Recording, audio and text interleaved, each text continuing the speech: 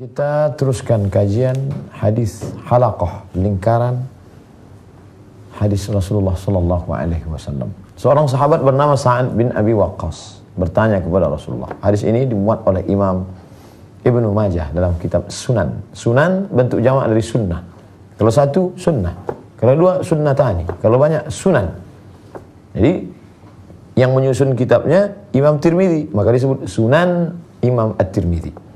Sunnah-sunnah Rasulullah yang disusun oleh Imam Tirmidzi. Sunan Abi Daud, Sunan Nasai, Sunan Tirmidzi, Sunan Ibnu Majah, Sunan Ad-Darimi. Itu artinya sunnah-sunnah yang disusun oleh para ulama berdasarkan riwayat dari guru-guru mereka.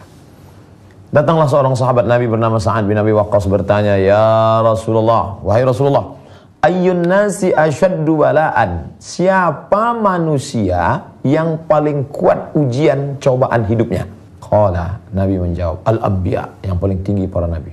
Nabi-nabi paling kuat cobaannya. Setelah itu, thummal amsal fal amsal. Di bawah Nabi, setelah itu orang yang keimanannya di bawah Nabi. Yubtalal abdu ala hasabi dinih. Seorang hamba akan diuji imannya sesuai dengan kadar keimanannya. Seorang hamba akan diberikan ujian oleh Allah Subhanahu wa taala sesuai dengan kadar iman yang ada dalam dirinya.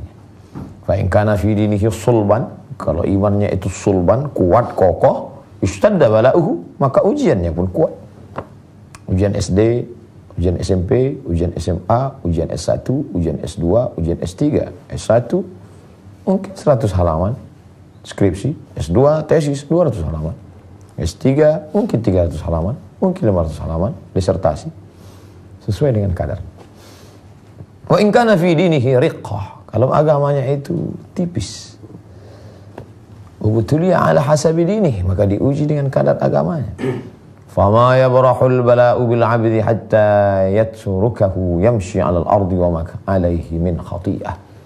Terus Allah menguji seorang hamba sampai dia berjalan di atas muka bumi, ma alaihi khati'ah, dia tidak lagi ada dosa. Hadis ini memberikan kabar gembira buat kita. Kalau ujian pada diri kita kuat, jangan kita down. Berarti level kita tinggi. Kalau ujian dalam hidup kita berat, berarti Allah sudah tempatkan kita di level VVIP. Di bawah itu VIP. Di bawah itu kelas ekonomi. Di bawah itu tidak berkelas sama sekali. Berat sekali ujian ini. Berarti engkau sudah diletakkan Allah di tempat yang tinggi. Orang yang berpikir positif, dia selalu ingin ada perjuangan. Beda dengan orang. Mengapa orang pergi memancing? Tempat danau, laut jauh dari rumah. Menaiki kendaraan, mobil, sepeda motor. Sampai di tepi pantai meninggalkan kendaraan di parkir lalu hanya untuk mencari ikan. Beberapa ekor ikan. Karena bagi mereka yang penting itu bukan ikannya, tapi perjuangan mendapatkan ikannya. Ada adventure, ada petualangan, ada adrenalin yang bangkit di sana. Beda dengan orang yang tidak ada minat untuk bertualang. Bagi dia itu tidak penting, yang penting beli ikan yang matang, selesai makan, orientasinya tidak terlalu panjang. Orang yang seperti ini antara otak dengan perut tidak terlalu jauh. Sedangkan kita diajarkan ada proses keimanan. Maka orang-orang yang mendengar hadis ini disampaikan, dia tidak akan berkata, oh kalau begitu nggak usah dapat ujian yang berat-berat, saya mau iman yang tipis saja. Loh, ketika kendaraan kita mau kendaraan yang tercepat. Ketika mobil, kita mau mobil yang cepat. Ketika rumah, kita mau rumah yang kokoh. Kenapa iman kita pilih yang tipis? Berarti kita tidak balance, tidak punya keseimbangan. Ketika kendaraan mau yang cepat melesat sampai ke tujuan, rumah mau yang kokoh, megah, mewah, lengkap dengan kolam renangnya, lengkap dengan ruang tamunya, lengkap dengan berbagai macam pernak-perniknya, maka iman pun kita mesti iman yang kuat. Dan iman yang kuat itu adalah ketika ujian Allah datang. Husnuzan. Ini bukan kutukan. Ini bukan karena Allah benci dengan kita, tapi ada hikmah di balik itu. Imanmu kuat, maka Allah uji engkau dengan kekuatan ujian yang kuat, dan di balik ujian itu ada penghapusan dosa. Hatta yatrukahu yamshi 'alal ard, sampai dia berjalan di atas muka bumi, wa ma alaihi min khati'ah, tak ada dosanya sama sekali. Teman saya tidak sholat, tidak puasa, tidak pernah berzakat, tidak pernah sedekah, rezekinya lancar, rumahnya besar, mewah, megah, anak-anaknya sehat. Saya, kenapa bisa begini ya Allah? Orang yang imannya kuat, dia tidak akan mencaci maki, dia tidak akan sumpah serapah. Kurang kuat apalagi cobaan yang dialami Nabi Ayub alaihissalam. Nabi Ayub mengalami ujian yang luar biasa. Kebun-kebunnya kering, mati. Sapi-sapi, ternaknya, ontanya mati. Kambing-kambingnya mati. Anaknya meninggal dunia. Tidak cukup hanya itu, datang penyakit kulit yang luar biasa. Pernahkah dia mengeluh? Pernahkah dia menyumpah serapah? Pernahkah dia mencaci maki Allah? Tidak. Sampai akhirnya istrinya tidak tahan. Rahmah tidak tahan melihat Ayub. Sampai akhirnya Ayub berdoalah kepada Allah. Ayub juga tidak minta sembuhkan aku ya Allah. Tidak. Apa kata Ayub? Rabbi anni massani ad-dur. Ya Allah, aku terkena penyakit. Dia hanya berkata, aku terkena penyakit. Wa anta arhamur rahimin. Dan engkau adalah yang terkasih, yang maha penyayang.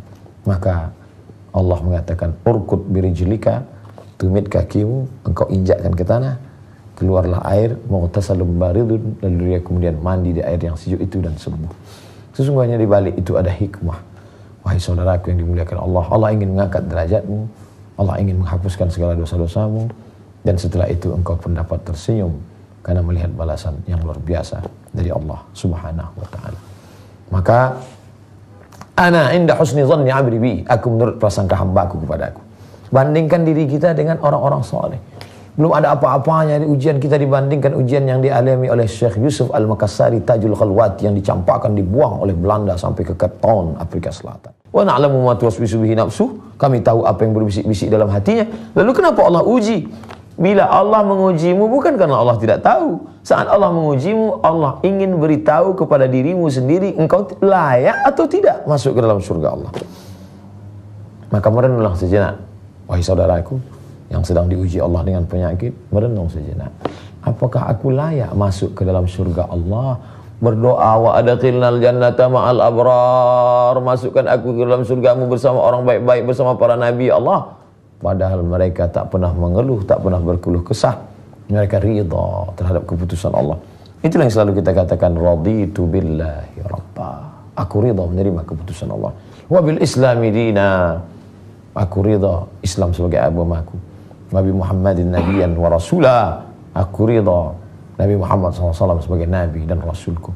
Tidak ada cara lain selain berdoa dan menerima keputusan Allah. Kepala ini terlalu kecil untuk menangkap keputusan Allah. Sehingga kalau dipikirkan kenapa begini, kenapa terjadi begini, kenapa tidak makan obat, kenapa tidak pergi konsultasi ke dokter, kenapa. Satu kali kalau hanya akan membuka pintu setan. Kalau sekali, kalau dua kali, kalau tiga kali, akhirnya tidak bisa tidur. Akhirnya pergi ke psikiater, akhirnya pergi ke psikolog, akhirnya diberi resep, akhirnya makan obat, tidur, setelah bangun tidur kambuh lagi, tidur lagi, kambuh lagi. Kalau hidup hanya untuk tidur lebih baik mati. Maka tidak ada cara lain selain meningkatkan diri. Para psikiater akan mengatakan agama Anda ada apa? Sesuai dengan agama masing-masing, serahkan diri kepada Tuhan. Sedangkan kita tidak ada cara lain selain meningkatkan diri kepada Allah Subhanahu wa taala. Alladzina idza asabathum musibah, mereka yang ketika tertimpa musibah qalu, yang keluar dari mulutnya, inna lillahi wa inna ilaihi raji'un. Tidak ada yang lain kecuali dari Allah. Lillahi ma fis samawati wa ma fil ardh. Apa yang ada di langit, apa yang ada di bumi punya Allah. Jangankan yang ada di langit, yang ada di bumi, yang di dalam dirimu pun, bahkan dirimu itu pun punya Allah. Maka hanya akan dapat berkata, inna lillah, kami pun datang dari Allah, kami ciptaan Allah, wa inna ilaihi raji'un, dan kami pun akan kembali kepada Allah Subhanahu wa ta'ala. Oleh sebab itu beruntung orang yang memahami siapa yang bisa meringankan kita menghadapi ini. Tidak ada lain kecuali Muhammad sallallahu alaihi wasallam. Dialah yang datang. Habis kemampuan para penyembuh, para tabib, para dokter untuk menenangkan ini orang. Dia tidak tenang karena dia menganggap kenapa Tuhan tidak adil, kenapa aku yang sakit, kenapa aku yang menderita. Sebenarnya di balik itu Allah ingin menunjukkan kepada semesta alam, hai para malaikat, dulu ketika aku ciptakan mereka kamu semua berkata, taj'alu fiha ma yufsidu fiha wa yasfiku dima. Untuk apa engkau ciptakan mereka ya Allah di atas muka bumi? Mereka hanya akan menumpahkan darah, mereka hanya akan berkelahi, mereka hanya akan berperang, mereka hanya akan bermusuhan. Tapi hari ini lihatlah, aku buat dia kaya, dia bersyukur. Aku buat dia sakit, dia bersabar. Ajaban li amril mu'min. Ajaba, ajib, amazing, memukau, luar biasa orang beriman itu. In asabathu sarra, Kalau rezekinya lapang, anaknya sehat, keluarganya sakinah mawaddah warahmah, dia bersyukur, alhamdulillah, wa syukrulillah, la haula wa la quwata illa billah. Tapi andai dia sakit, dia bersabar. Bersyukur, Allah balas, la in syakartum la azidannakum. Kalau kau bersyukur, ku tambah 2 kali lipat. Kalau dia bersabar, balasannya luar biasa. Innama yuwaffas sabiruna ajrahum bighairi hisab. Balasan mereka tanpa bisa dihitung, tanpa bisa dipikirkan oleh siapapun.